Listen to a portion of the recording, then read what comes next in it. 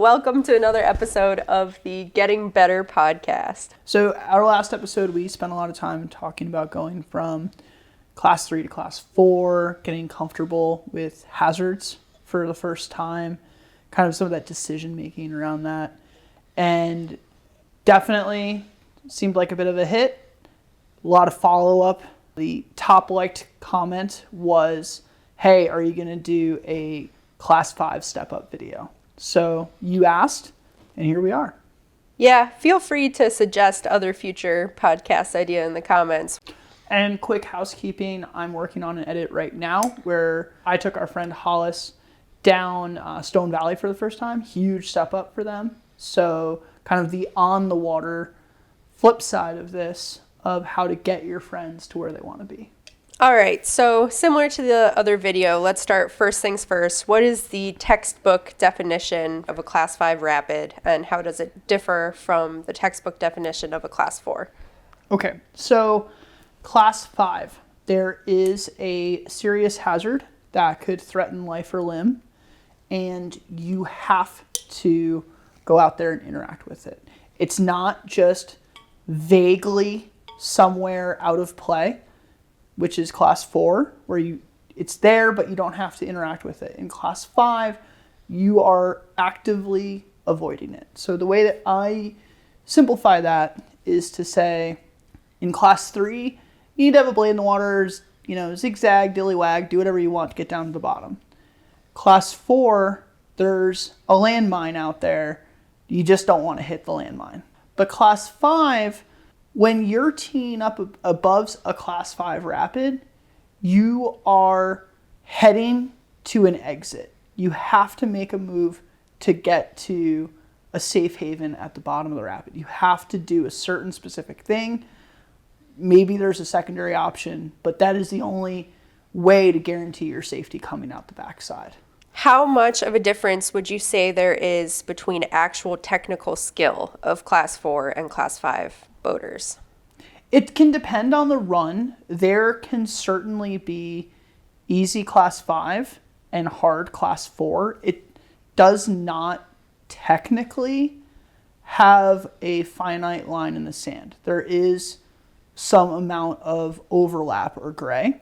The main difference is always the consequences. The consequences of being off in class 4 are probably not as significant as being off in class 5. In class 5, you are working with much tighter margins, usually, and the consequence for being outside of that margin is going to be more severe. That goes along with something that we've talked about a lot between the two of us, and I think something you've talked about on this channel is how consistency is really key. It is. Consistency is the best indicator of whether you're ready, although you do need to be judging that fairly. There are always going to be a certain number of people that you see in class 5 who are the everything's awesome guys, typically guys, but these are people who just have no quality control when it comes to their paddling. If they made it to the bottom in one piece, that was a great line. You can paddle class 5 or whatever that way. That's not the way that I would want to do it, and it's not what's going to make other people comfortable on the river being around each other. So, as you just mentioned, class 5 has a pretty broad range of rapids that are considered class 5. There's the ones in the parking lot where you'll hear some of the sendier people going, oh no, it's really class 4, it's not really class 5. And then there's the other side of things, class 5 rapids that have been run maybe 3 times ever, and the third person to run it said no one should ever do that again. So how do you identify which class 5 is a good one to start with? What are the actual features of the rapid that you're looking for? The best case for me, I think about something like the funnel booth, right? A relatively singular, high consequence place where you need to deliver a single textbook move. That is the simplest and purest form. So that move is a jumbly class 3 lead in to slack water, and then you have to deliver a perfect 2 o'clock smearing left boof stroke off of this kind of knuckled shark fin rock. If you mismanage yourself, you're in a cave and the swim's going to suck. But if you do everything right, lean on to the feature, hold on tight, you're just going to sky out and it's going to be beautiful. To me, that also immediately gets into the mentality of why you want to be there. You know, to me, I want to run that move every time I get a chance because I'm there proving to myself what my own ability is, right? So that's usually what I define as class 5 and why people are hooked on running class 5.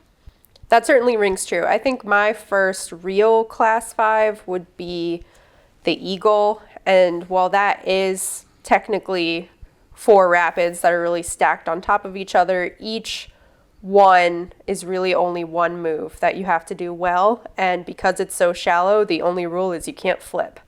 Right. That is just a drainage ditch falling from the sky, right? It just drops and drops and drops and drops. But it's every bit of class 5 because of the consequences of something going wrong. And certainly people have learned that lesson the hard way. Part of the class 5 experience is you are suddenly going to be running with a different crowd. You are going to see people make things look much easier than you would have imagined. That doesn't make the rapid easier. That just makes them an amazing boater.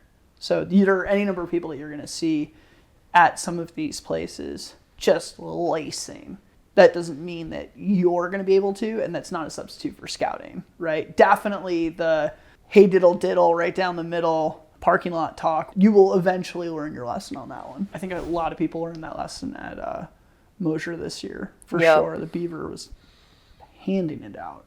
So you mentioned scouting. We did talk about scouting a lot in our previous video. So the question probably deserves asking again. Is there anything specific that you're doing differently when you're scouting a class 5, given that the consequence is higher? I think that the technical aspects are completely the same. The group dynamics are usually what's different.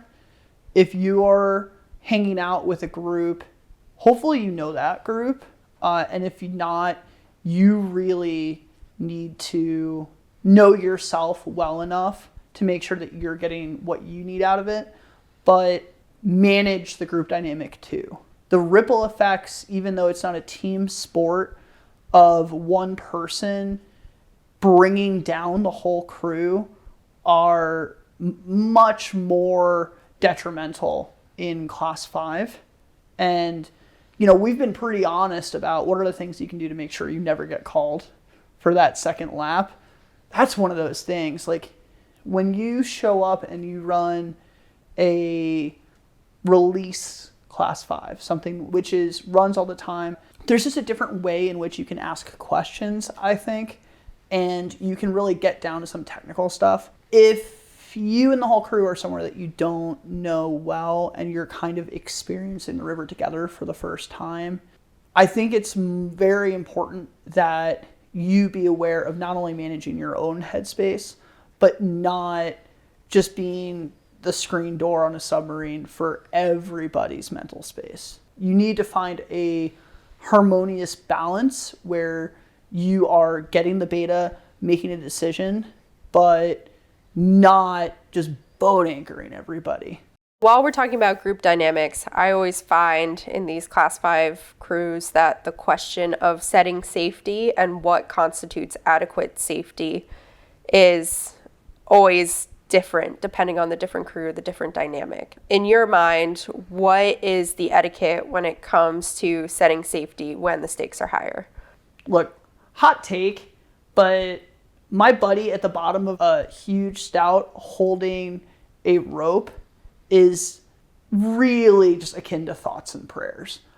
The idea that mediocre safety is the difference for whether or not I'm going to run something is just crazy to me.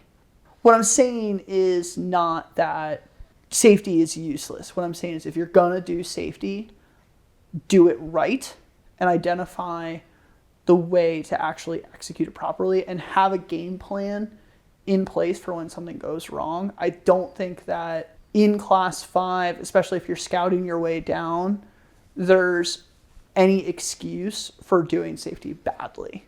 So if a feature concerns you and there's an opportunity to place safety, then do it right, even if it takes longer. If you're not concerned about it, then that's a completely different situation. Sometimes in class 5, you're also going to start interacting with things where there is no good way to set safety. Maybe there's not even a great way to pick up the pieces in a post-safety scenario where you're just going to, what happens, and we're going to try to keep your stuff from going down the next rapid.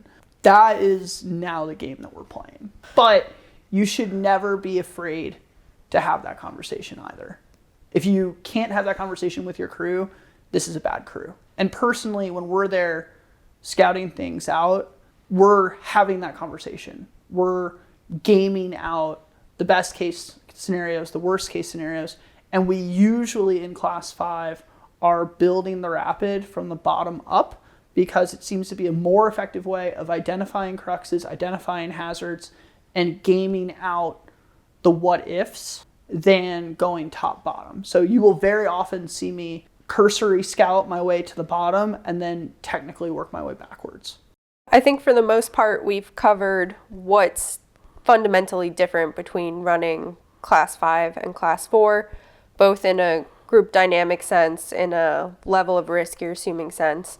So let's take a step back and ask, what are the things that someone can do to train for class 5 rapids in class 4 and below?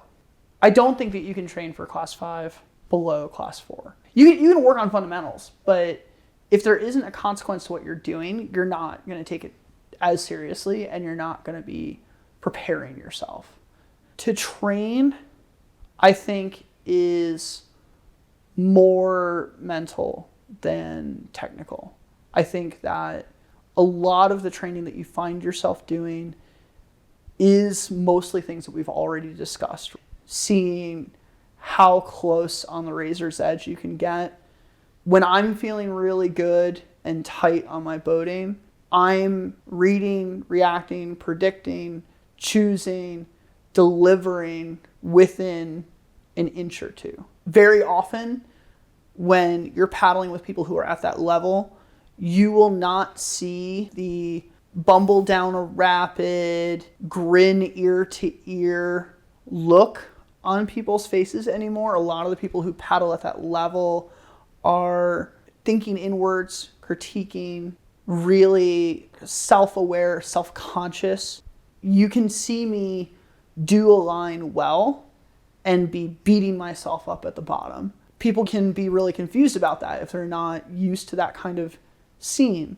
But a lot of us are out there seemingly chasing perfection, but what we're really chasing is that level of comfort to be able to go and deliver. Because to me, you can boat scared. And a lot of the times in class 5, you're gonna boat scared. That isn't always your best boating. I don't think it's your worst boating because you're heightened, time slows down, all of those things happen, which I think helps. But it also means that you're one bad day away from not wanting to do it anymore.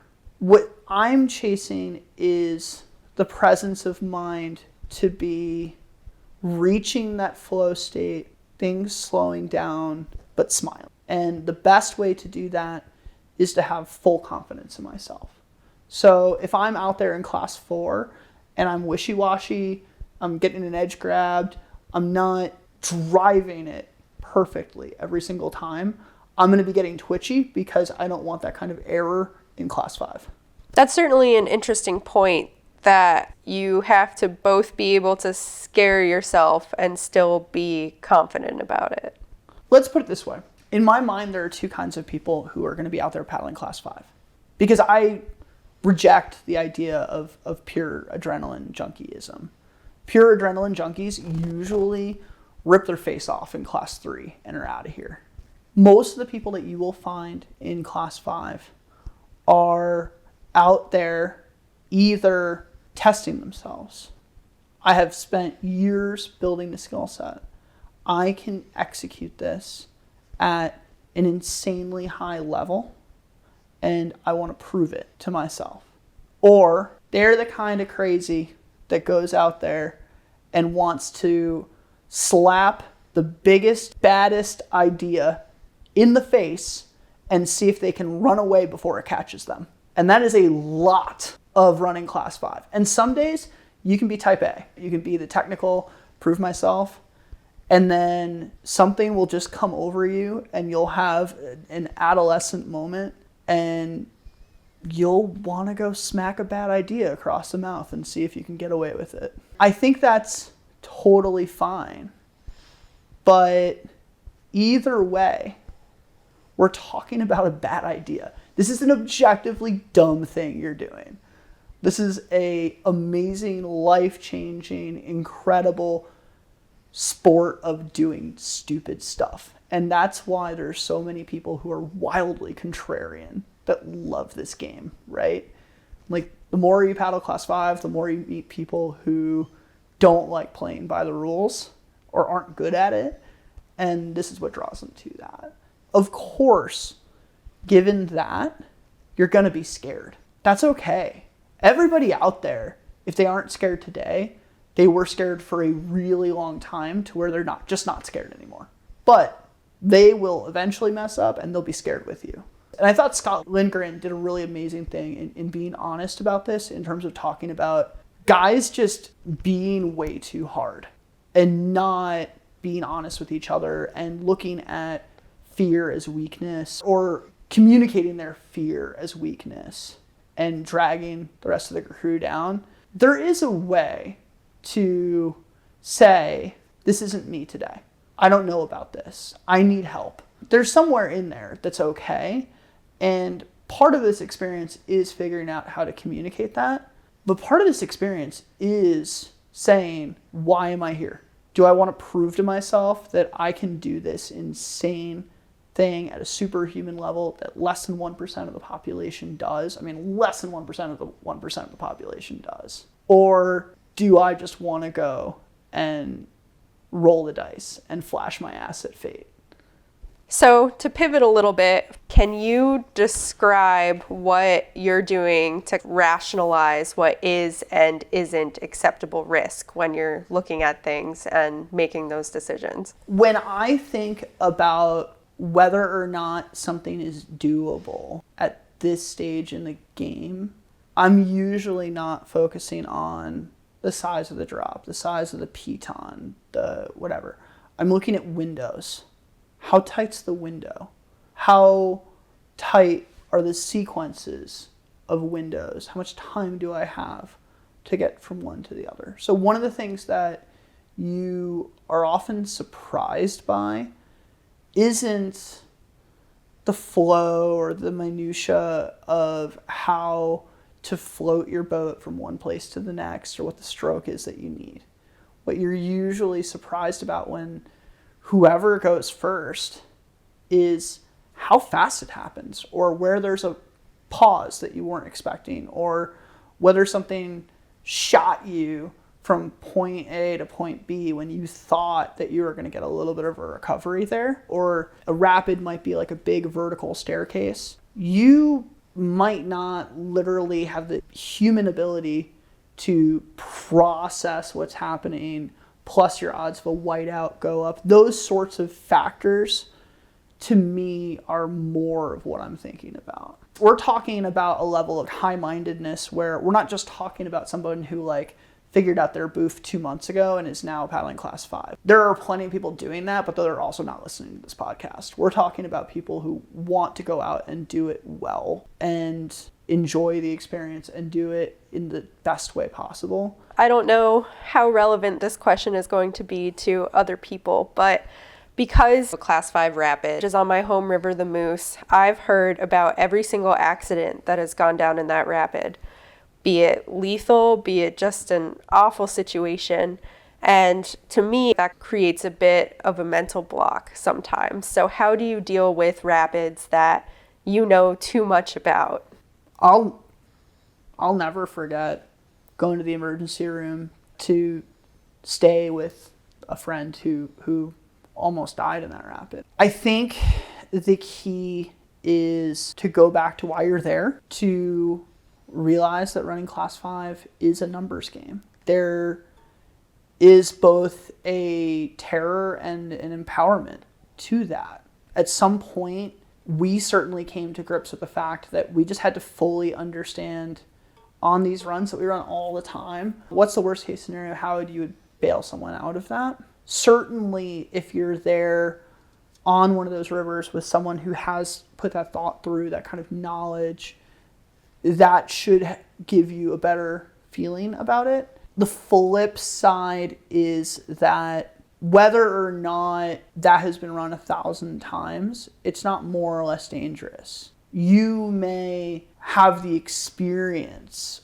of having scouted that, know people who have had bad experiences, near misses in there. But one experience that you haven't had is going out with a crew and first D'ing class 5. And to me, I would trade known hazards over unknown hazards any day.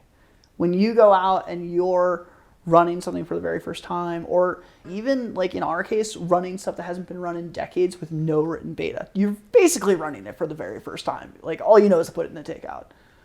You are working with a lot of what ifs. So working with what ifs is, to me, tougher than working with if-thens. But specifically, when something like that happens where your friend wound up in the emergency room after this, did that ever get in your head? And if so, how did you get around that? When that happened, I ran it the next weekend, I want to say. But regardless, in that circumstance, what happened was a known scenario that we knew could happen. It wasn't new. The concept that particular hazard could bite you if you did the wrong thing, which to me, that was confirmation that it was as dangerous as we thought it was. But I always treated it as if it was that dangerous. So there's no difference in my mind. Different scenario, same rapid. When it's lower, instead of running this shelf, we do a diagonal boof through. We had 2-3 near misses where we went to just roll through. We had been there last weekend. We were going through again. Some of my favorite people I've traveled the world with. We were all together, smiling, talking, barely even paying attention to the fact that we were paddling. And weird gut feeling, hey, maybe we should scout this one, when otherwise we never would. And there was a tree blocking the line beyond the horizon line, and we were about to roll in, and all three of us would have stacked on it, and that would have been the end of all of us. Very likely. That was horrifying, because I can't tell you how many times we just rolled through that rapid and not realizing that at a particular level, it just picks up wood. Like, it just does. And so that unknown hazard, that's the kind of thing that keeps me worried. When we run seasonal creeks that are known for picking up wood, those get me super hyped, because there could be a bad tree in any number of a bunch of different spots, more so than, say, there's a known hazard at a release, class 4, class 5, because you can mitigate that. You can work around that. So what do you think is the biggest difference between a class 4 and a class 5 paddler? And how do you know when you're ready to take that leap of faith? To me, the biggest difference isn't whether or not you can trust your boof or anything like that. That should be a given. It should be a given that, technically speaking, you are beyond proficient. You're approaching mastery. Because if you can do that, then all you have to worry about is your mental game. And that's the best place to be in. To just be able to be self-reliant, know that you can do something before you get there to do it. At that point, all you have to do is deliver. Most of the time, in the way that we teach people, We try to give them exposure to where we want to take them when they're going to step up. Give them a bit of a choose your own adventure. In terms of how do you know when you're ready, if you're listening to this, if you're at this stage in the game, you have already probably broken boundaries of, I don't know if I'm ever going to do that. I don't want to do that. And then 6 months, a year later, you're craving it. If you are both technically very good and you're craving it, then you should go and do it. And you should expect that when you get to the eddy, when you're sitting above it, to be scared. That's normal. That's okay. That doesn't go away. Everyone's doing that. You should be able to sit there in that eddy and know your escape route, what the hazards are, and know that you can do it. If you can put those 3 things together, then you just need to peel out and clock in. I can't tell you how many times I've peeled out, hated myself, like just wanted to like claw back into the eddy I just floated out of, and had to like get it together in the interim as I was sliding into the must make. That's okay and that's normal. What I seek on the back side of that, and what you'll eventually find, which is the true gratification, best place in paddling, the reason that people do it and do it and do it and do it, is slapping that dumb idea across the face starts to get a lot of fun when you know you can outrun it. So it shouldn't be a question, can I do it? It should just be a, I'm gonna go do it. I had a buddy who was a really hardcore climber, and he said, live every day fulfilling the dreams that you set forth in the bar the night before. Go out there and make real the smack you talked. That's probably a bad idea, but the general concept of, if you know standing on dry land, sitting on your couch, that you can do something, then it's just on you to dig through your emotions and deliver. Of course, every part of your brain is screaming at you, it's a dumb idea. It's a dumb idea. We are hardwired to survive. That's how our genes made it this far. Not to go out there and take chances and take yourself Darwin style out of the gene pool. To sit on the couch and do nothing and reliably keep breathing. But clearly, that's not your kink. So here we are, and you're either going to do it or you're not. I don't think I have anything else. Do you have anything else to add that we haven't covered yet? I would just say it's not a race. It's very easy to get that like second season goggles where you got to get to wherever. Second to third season boaters are a danger typically to themselves and almost everyone around them. As much as we love you guys, just find someone who will give you informed, honest feedback, who you can build a trust with, that's actually going to tolerate dragging you around from place to place if you possibly can, and feed that person a lot of beer. Do whatever to keep them around. If you're really lucky, you'll have a couple of those people. But Class 5 is, I think, where your bonds, your group dynamics, all of those things become important in a way that they aren't before, because you care a lot more about who you're doing this stuff with, and it really matters. Your ability to impact each other's performance, safety, is much closer to a team sport than anywhere else in boating. I would also say that if it's not for you, that's so okay. Like, you don't have to be a Class 5 boater. You can test yourself. There are so many other facets in boating to do that in. That's what slalom is like absolutely razor's edge performance in Class 2. Freestyle. If you want the adrenaline rush of big waterfalls, all of that stuff, show up to minibus. Go to a big wave, and if you're not gripped, check your pulse. Your heart will be pounding doing that. That's the part of big wave surfing no one understands. In the same way that running big drops means walking big hills, running big water, surfing huge waves is like endlessly falling off a waterfall. It's amazing. So if you want that rush without the consequences, go do that.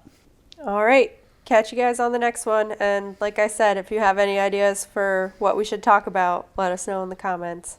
Yeah, no promises, but if it gets enough attention, we'll think about it.